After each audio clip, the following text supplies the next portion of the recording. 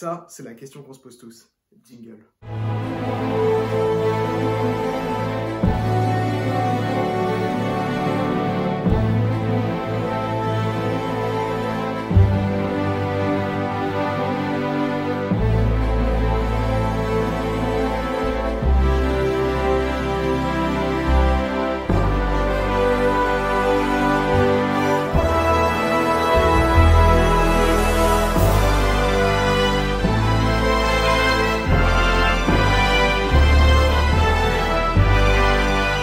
Salut les DCvers. Alors, y a-t-il un intérêt à aller voir les films qui vont sortir en 2023? Alors, il faut avouer que ces films ne servent plus à rien dans le sens univers connecté au grand large. J'ai bien dit la plupart, mais essayons quand même de voir si ça vaut le coup. Commençons par Shazam Fury of the Gods, prévu en mars 2023. Ce film était plutôt hypant pour un truc, c'est que Wonder Woman devait être de la partie. Est-ce qu'elle est encore là, ou est-ce qu'elle a été coupée au montage? Je ne sais pas. Mais vu le succès du premier film qui, avant la pandémie, avait fait dans les, je crois, 300 millions de dollars, ça risque d'être compliqué. Mais comme tous les films, j'ai envie de vous dire, essayez de voir l'œuvre à part entière. Bref, ce que je vous dirais, c'est que si vous êtes vraiment fan de DC, que vous avez relativement bien aimé le premier Shazam, alors foncez. Et si au contraire vous êtes fan de DC et que vous n'avez pas aimé le premier film, passez votre tour, attendez qu'il sorte en streaming. Et si vous faites plutôt partie d'un public grand large, si vous voulez aller voir un divertissement un peu con, je pense, sans trop vous prendre la tête, allez-y, sinon ça sert à rien. The Flash, juin 2023. Le fameux The Flash. Alors ce film a tellement subi de reshoot que j'ai absolument aucune idée de ce qui va être dedans. Mais s'il y a bien un film que je vous conseille d'aller voir, c'est celui-ci. Parce que dedans déjà, il y aura quand même Bat Keaton, le Batfleck, et encore beaucoup d'autres surprises. Et rien que pour ça, ça vaut quand même le coup d'aller le voir. Et surtout, depuis le temps qu'on en parle, vous avez vraiment pas envie de découvrir ce que ça donne au final?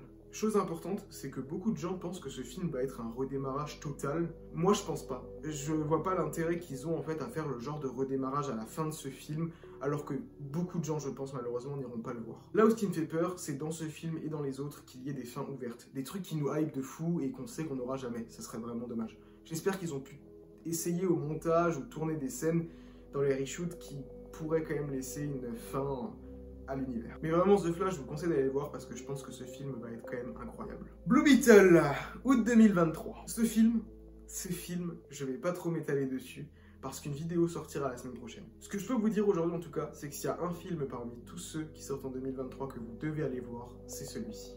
Il y a peut-être moyen que ce film soit le premier du nouveau DCU, mais on en reparlera la semaine prochaine. Enfin, Aquaman and the Lost Kingdom, sorti en décembre 2023. Ce film, que vous soyez fan de DC ou pas fan de DC, c'est-à-dire grand public, je vous conseille vraiment d'aller le voir. Mais seulement, on va dire si vous avez aimé le premier, parce que je pense qu'il sera vraiment dans la même énergie que le premier film. À l'heure actuelle, le premier Aquaman est le film du Snyderverse qui a le mieux fonctionné au box-office, avec plus d'1 milliard de dollars. Le premier n'était vraiment pas très connecté, je crois qu'il n'y a vraiment qu'une seule référence au reste de l'univers avec Steppenwolf au début. C'était vraiment une œuvre, un film d'aventure, etc., qui vraiment se suffisait à lui-même, et j'espère que le 2 sera à peu près dans les mêmes veines. De plus, des reshoots pour le film ont été retournés récemment, donc il y a moyen qu'ils aient pensé à faire une petite conclusion à l'univers, et une conclusion au personnage d'Aquaman.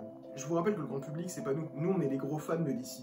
Mais le grand public, je pense que si c'est les vacances de Noël, puisqu'il sort en décembre, vous avez envie d'emmener vos gosses voir un film, c'est clairement Aquaman qu'il faut aller voir. C'est un bon film d'aventure, etc. Ça se passe sous l'eau, c'est vraiment... Enfin, les gosses adorent. Donc vraiment, je pense que vraiment Aquaman va très bien fonctionner, malgré le reboot. Bref, si on résume, si vous êtes fan de DC, essayez d'aller voir ces films pour avoir un petit peu un barouille d'honneur de certains personnages, et peut-être, je l'espère, au moins une petite conclusion, enfin pas trop d'ouverture sur d'autres choses. Essayez de voir ces films comme des œuvres uniques, sans forcément trop de connexion avec le reste. Et si au contraire, vous en avez vraiment plus grand chose à foutre sur le moment en tout cas, attendez que ça sorte en streaming ou en Blu-ray. Ça, c'est votre décision, c'est à vous de voir à 100%. Mais Blue Beetle...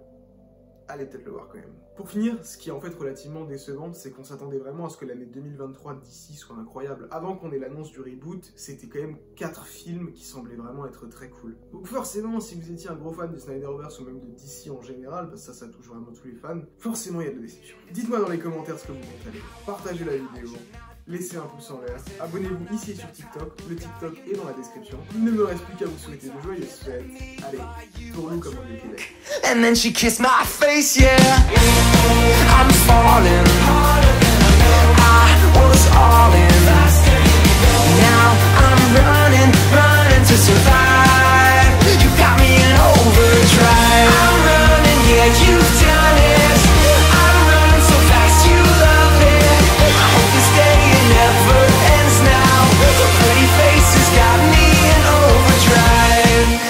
She had me in her grips, then she let go and tossed me in, just like a